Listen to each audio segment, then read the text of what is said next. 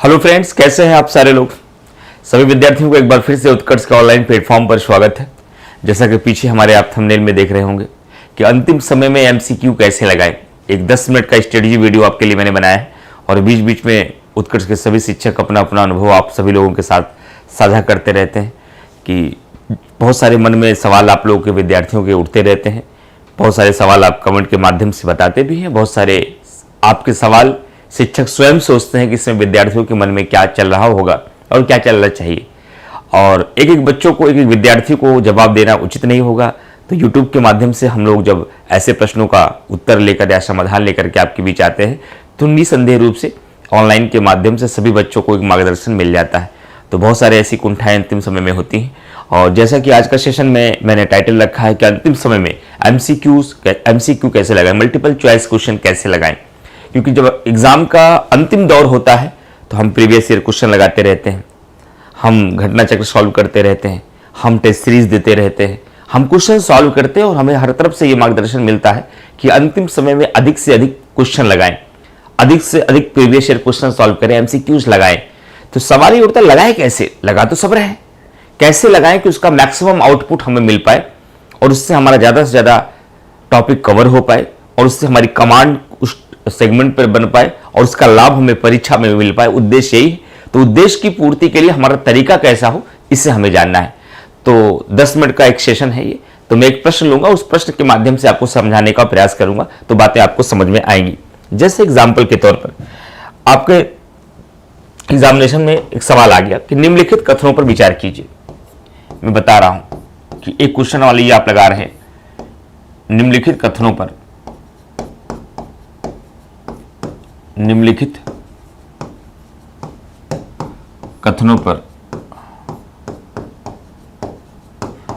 विचार कीजिए। स्टेटमेंट कैसे बहुत सारे सवाल आते हैं आपके। मान लीजिए उसमें 3 स्टेटमेंट दे दिया।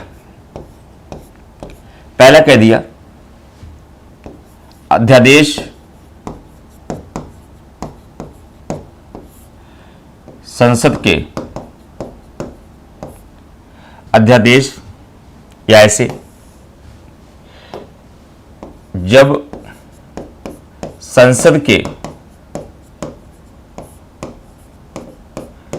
दोनों सदनों का सत्र चल रहा हो, दोनों सदनों का सत्र चल रहा हो, कॉमा अध्यादेश लाया जा सकता है। अध्यादेश लाया जा सकता है। दूसरा स्टेटमेंट आयोग दे दे आपको, या जो भी क्वेश्चन आप सॉल्व करें वहां दूसरा स्टेटमेंट आपको मिलता है, राष्ट्रपति अध्यादेश को वापस नहीं ले सकता। राष्ट्रपति अध्यादेश को वापस नहीं ले सकता। और तीसरा स्टेटमेंट दे दे, संविधान संशोधन के लिए अध्यादेश नहीं लाया जाता। संविधान संशोधन के लिए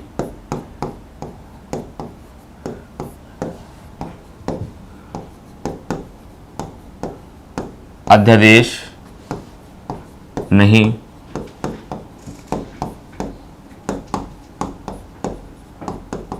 लाया जाता। और नीचे कूट बना दे, कूट बनाकर एक प्रश्न आपको दे, या नीचे दे ए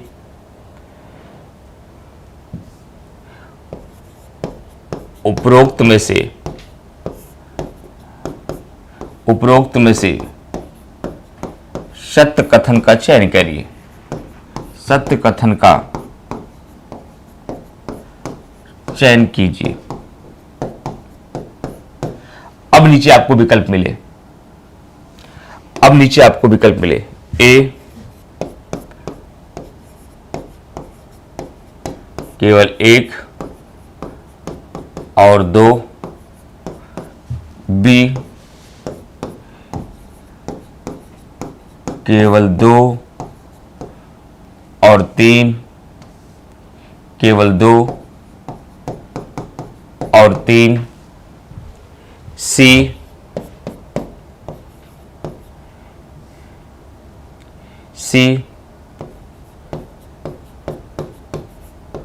उपरोक्त सभी, और डी केवल 3। ये विकल्प है। मान लीजिए ये क्वेश्चन मैंने आपके लिए, और इसी क्वेश्चन के माध्यम से मैं समझा रहा हूं आपको, ठीक है। एमसीक्यूज लगाने का क्या तरीका है, इससे मैक्सिमम आउटपुट आपका आए। क्वेश्चन है कि निम्नलिखित कथनों पर विचार कीजिए। जब संसद के दोनों सदनों का सत्र चल रहा हो अध्यादेश लाया जा सकता है। राष्ट्रपति अध्यादेश को वापस नहीं ले सकता। संविधान संशोधन के लिए अध्यादेश नहीं लाया जाता। और हमें बताना क्या है, दिए गए कथनों में से जो सत्य कथन होगा, सत्य कथन का हमें चयन करना है। मान लीजिए आपने क्वेश्चन देखा, आपने क्वेश्चन का विकल्प देखा और उसका आंसर निकाला कि लिखा है कि संसद के दोनों सदनों का सत्र न चल रहा हो तो अध्यादेश लाया जा सकता है। जबकि अगर संसद के दोनों सदनों का सत्र चल रहा है तो अध्यादेश नहीं लाया जा सकता है। अध्यादेश केवल तभी लाया जाता है जब किसी एक सदन का सत्र या दोनों सदनों का सत्र न चल रहा हो। तो आपने देखा कि पहला विकल्प आपका गलत हो गया। दूसरा है, राष्ट्रपति अध्यादेश को वापस नहीं ले सकता, जबकि आपको पता है कि राष्ट्रपति जब चाहे अध्यादेश को वापस ले सकता है। दूसरा विकल्प भी आपका गलत है।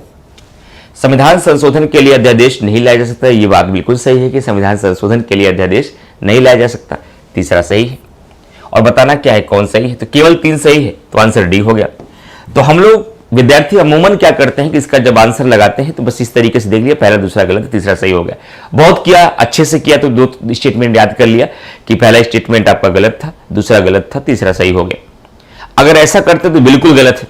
जो विद्यार्थी थोड़ा बहुत और अच्छे से करते हैं वो ये तीनों स्टेटमेंट को याद कर लिए, इस तीनों स्टेटमेंट के बारे में देख लिए, नीचे एक्सप्लेनेशन देखा जब उन्होंने घटना चक्र सॉल्व किया, या फिर कोई टेस्ट सीरीज का उन्होंने एक्सप्लेनेशन दिया, तो जाहिर सी बात इन्हीं तीनों का आंसर अमूमन आपको मिलता है कि भाई कब अध्यादेश जारी किया जा सकता है, अध्यादेश क्या राष्ट्रपति वापस ले सकता है या नहीं, संविधान संशोधन के लिए लाया जा सकता है, ये तीनों क्लियर हो गए। लेकिन मेरा मानना है कि अंतिम समय में एमसीक्यूज लगाते समय कोशिश करिए कि जो प्रश्न मिले उसके आसपास के सभी सवालों को घेरते जाइए आप। अब अध्यादेश का आपको सवाल मिला तो अध्यादेश के हर आयाम को टच करो कि अध्यादेश में जो 15-16 सवाल बन सकते हैं वो हमारा कोई सवाल गलत ना, उसके सारे पॉइंट्स को वहीं पर कवर करिए। अगर उस एक्सप्लेनेशन में नहीं मिल रहा है, अगर उस व्याख्या में नहीं है, घटना चक्र के एक्सप्लेनेशन में नहीं है, तो आप गूगल का यूज करिए, अपने क्लास नोट्स का यूज करिए, रेफरेंस बुक का यूज कर लीजिए, लेकिन उससे आसपास के जुड़े सारे सवाल कवर कर लीजिए। तब क्या होगा, अगर आप 50 सवाल करेंगे ना तो 50 टॉपिक कवर हो जाएंगे, और इस प्रकार से कवर हो जाएंगे, फिर वहां से कोई क्वेश्चन बनेगा तो आपका गलत नहीं होगा। अब जैसे कि इसमें आप कर रहे हैं तो आप सब देखिए कि अध्यादेश पूछा गया है, इसका मतलब है कि अध्यादेश का कौन सा आर्टिकल है ये भी पूछा जा सकता है। अध्यादेश 123 में है। अच्छा, अध्यादेश कौन जारी करता है, ये अध्यादेश जारी करने वाला व्यक्ति कौन है, राष्ट्रपति अध्यादेश जारी करता है, ये जारी करता है। लेकिन ये अध्यादेश राष्ट्रपति की कौन सी शक्ति है, ये कार्यकारी शक्ति है, विधायी शक्ति है, न्यायिक शक्ति है, तो ये राष्ट्रपति की विधायी शक्ति है। हो सकता है कभी स्टेटमेंट में सवाल आ जाए, या अध्यादेश का जो है ये विचार कहां से लिया गया है, इसका विचार कहां से लिया गया है, तो ये भी यहीं पर याद कर लेते हैं कि इसका विचार जो लिया गया वह भारत शासन अधिनियम 1935 से लिया गया, वह भारत शासन अधिनियम 1935 से इसका विचार लिया गया है। अब वहीं पर आपने देख लिया कि अध्यादेश कब लाया जाता है, तो कब में 2 स्थितियां हैं लाने की, जब एक सदन का सत्र न चल रहा हो और एक सदन का सत्र न चल रहा हो, या दोनों सदनों का सत्र न चल रहा हो, और क्या शर्त हो, कानून बनाना जरूरी होगा, तभी अध्यादेश लाया जा सकता है। अच्छा, यहां तो हमने सीख लिया कि राष्ट्रपति अध्यादेश को वापस ले सकता है, और अध्यादेश कैसे और किस प्रकार से समाप्त हो सकता है। तो आपने देखा कि सत्र प्रारंभ होने के अगर 6 सप्ताह के भीतर अध्यादेश नहीं लाया जाता है तब भी अध्यादेश समाप्त हो जाता है। यदि सदन में ला दिया गया और सदन इसे पारित ना करे, सदन इसे पारित ना करे, तब भी अध्यादेश क्या हो जाता है, समाप्त हो जाता है। तो आपने 2 तरीका और निकाल लिया यहां पर। फिर आप सोच रहे हैं कि अध्यादेश किस मामले में लाया जाता है, ये भी देख लेते हैं कि अध्यादेश कौन से विषय पर लाया जाता है। तो अध्यादेश में एक चीज आपने और देख लिया कि किस विषय पर अध्यादेश लाया जाता है, तो केवल संघ सूची केवल संघ सूची और समवर्ती सूची के विषयों पर अध्यादेश लाया जा सकता है। आपने ये नोट कर लिया। फिर इसमें कोई अपवाद तो नहीं है। हाँ, हमने पढ़ा है, हमारे नोट्स में लिखा है कि राष्ट्रीय आपात के समय, हमारे नोट्स में लिखा है कि राष्ट्रीय आपात के समय और राष्ट्रपति शासन के समय ये दो स्थितियां हैं जब राज्य सूची के विषयों पर भी अध्यादेश, राज्य सूची के विषयों पर भी क्या किया जा सकता है, अध्यादेश लाया जा सकता है। फिर आपने देखा कि अध्यादेश लाया जा सकता है कि अध्यादेश की मैक्सिमम आयु क्या होती है। अगर कभी एग्जामिनेशन में पूछ ले अध्यादेश का अधिकतम आयु क्या होती है, अध्यादेश का जो लाइफ स्पैन है, मैक्सिमम आयु कितनी होती है, तो कहा, आपने देखा अपना नोट्स वहां देख लिया कि संसद के 2 सत्रों के मध्य 6 माह से अधिक का अंतर नहीं होता और सत्र प्रारंभ होने के बाद इसे 6 सप्ताह के भीतर लाना पड़ता है। 6 माह प्लस 6 सप्ताह इसका मैक्सिमम आयु होता है। यह भी हमें फैक्ट के रूप में याद करना है। और सत्र प्रारंभ होने के 6 सप्ताह के भीतर, और सत्र प्रारंभ होने के 6 सप्ताह के भीतर अध्यादेश को लाना पड़ता है। 6 सप्ताह के भीतर अध्यादेश को लाना पड़ता है। यह भी हम ध्यान रखेंगे कि 6 सप्ताह के भीतर इस अध्यादेश को सदन में लाना पड़ता है जैसे ही सत्र प्रारंभ हो जाता है, जैसे ही सत्र प्रारंभ हो जाता है। फिर आपने देखा कि कोई इसका न्यायपालिका का कोई केस तो नहीं है। तो आपने देखा 1970 में एक आरसी कपूर केस बताया गया है। एक आरसी कपूर केस कहा गया है जिसमें कहा गया है यदि अध्यादेश का तरीका मनमाना होगा, अतार्किक होगा तो इसका जुडिशियल रिव्यू हो सकता है। क्या इसका जुडिशियल रिव्यू हो सकता है, यह भी हम ध्यान रखेंगे। इसका जुडिशियल रिव्यू तब किया जा सकता है अगर इसका उद्देश्य मनमाना होगा। तो इतनी बातों को जब आपने कवर कर लिया, बातें और भी हैं, मैंने एग्जांपल के तौर पर आपको समझाया कि जब क्वेश्चन इस प्रकार से सॉल्व करना है, ऐसे एमसीक्यूज लगाना है। अब आपको भरोसा होगा हमने एक क्वेश्चन सॉल्व किया लेकिन अध्यादेश का सवाल था, पूरा अध्यादेश का टॉपिक मैंने निपटा दिया। अब अध्यादेश पर कोई ऐसा क्वेश्चन बन ही नहीं सकता, अध्यादेश पर कोई ऐसा प्रश्न आ ही नहीं सकता जो हमारा एग्जामिनेशन में गलत हो जाए। हमने सब देख लिया कि अध्यादेश का प्रावधान 123 में है, राष्ट्रपति की विधायिक शक्ति है, ये भारत शासन अधिनियम 1935 से लिया गया है और ये शक्तियों के पृथक्करण के विरुद्ध है। इसकी आलोचना भी एक देख लिया हमें कि कभी स्टेटमेंट में अगर सवाल आ जाए कि ये क्या है, ये शक्तियों के पृथक्करण के विरुद्ध माना जाता है। क्या माना जाता है? शक्तियों के पृथक्करण के विरुद्ध माना जाता है। और हमने अपने नोट्स में पढ़ा कि अध्यादेश का भी प्रभाव, अध्यादेश का जो प्रभाव होता है, जो बल होता है, जो इसकी शक्ति होती है, वही होती है जो संसद द्वारा बनाए गए कानूनों की होती है। क्या? जो संसद द्वारा बनाए गए कानूनों की होती है, वही प्रभाव इसका भी, ये भी एक स्टेटमेंट बन सकता है। और ये एक अस्थायी कानून कहा जाता है। क्या? एक अस्थायी कानून है, यानी कि एक अल्पावधि कानून हम कहते हैं इसको। तो आपको इस प्रकार से जब सवाल लगाते हुए आप आगे बढ़ोगे तो फिर आप 20 सवाल लगाओगे तो 20 टॉपिक को निपटा दोगे। ऐसे एक सवाल आपका संयुक्त अधिवेशन में मिल जाए, एक सवाल महाभियोग पे ऐसे मिल जाए, एक सवाल आपातकाल पे मिल जाए, जिस पर मिले उसका पूरा ऑपरेशन कर दो। अगर आपको एक्सप्लेनेशन उस घटना चक्र में नहीं मिल रहा है, अगर एक्सप्लेनेशन उसका उस टेस्ट सीरीज में नहीं मिल रहा है, तो आप अपने रेफरेंस नोट्स का यूज करिए, गूगल का यूज करिए, आप अपने रेफरेंस बुक का यूज करिए। लेकिन इस प्रकार से एमसीक्यूज लगाएंगे तो आप दूसरों से अलग जाएंगे। अब परीक्षा में अगर अध्यादेश का सवाल आएगा तो कोई सवाल नहीं उठता कि आपका सवाल गलत हो जाएगा। यह तरीका अपनाएंगे तो निसंदेह रूप से दूसरों की तुलना में 5-7 क्वेश्चन पर अधिक कमांड होगी और आपका उसका फायदा एग्जामिनेशन में मिलेगा। केवल सवाल देखा, उत्तर देखा, आंसर देखा, आगे बढ़ गए, सवाल देखा, आंसर देखा, उत्तर देखा, आगे बढ़ गए, सवाल देखा तो जो सवाल देखा वो गलत है, क्यों गलत है, बस इतना देख के आगे बढ़ गए, तब फिर आप सही काम नहीं करें। तो सब कर रहे हैं। आपको लोगों से अलग बनना है और लोगों से अलग बनने के लिए अलग रणनीति अपनानी पड़ेगी। तो उम्मीद करते हैं कि एमसीक्यूज कैसे लगाया जाए, उसका मैक्सिमम आउटपुट हम कैसे प्राप्त कर सकते हैं, किस पद्धति से लगाने पर, वो तरीका आप लोग समझ पाए होंगे। और ध्यान रखिएगा विद्यार्थी, आप सबके लिए एक महत्वपूर्ण सूचना भी है कि अभी आप लोग क्लास देख रहे हैं तो जैसा कि पता है कि अभी कुछ दिन पहले उत्कर्ष के स्थापना के 22 वर्ष पूरे हुए। 22 वर्ष पूरे हुए और 22 वर्ष में एक बालक युवा हो जाता है, अपने युवा अवस्था में आ जाता है, अपने कैरियर की तरफ, अपने कैसे कहते हैं, जवान हो जाता है। तो उत्कर्ष भी अपने युवा अवस्था में है इस समय और 22 वर्ष हो गए हैं स्थापना के। इसके उल्लास में उत्कर्ष के सभी ऑनलाइन कोर्सेज पर अभी आपका 22% का डिस्काउंट मिल रहा है और 22% का डिस्काउंट सभी ऑनलाइन कोर्सेज पर जरूर मिल रहा है। लेकिन आपका मतलब तो केवल यूपीपीसीएस के एग्जाम से है, आरओ की एग्जाम से है। तो फ्रेंड ध्यान रखिएगा, Arjun 3.0 GS foundation batch, quick revision batch, जिसकी फीस 5500, 2000, क्रमशः 25,000 है, इस पर आपको 22% का डिस्काउंट मिलेगा। लेकिन यह 22% का डिस्काउंट प्राप्त करने के लिए आपको कूपन कोड का यूज करना पड़ेगा। कौन से कूपन कोड का? आप ध्यान रखिएगा, आपको UC22 कूपन कोड का यूज करना पड़ेगा। क्या?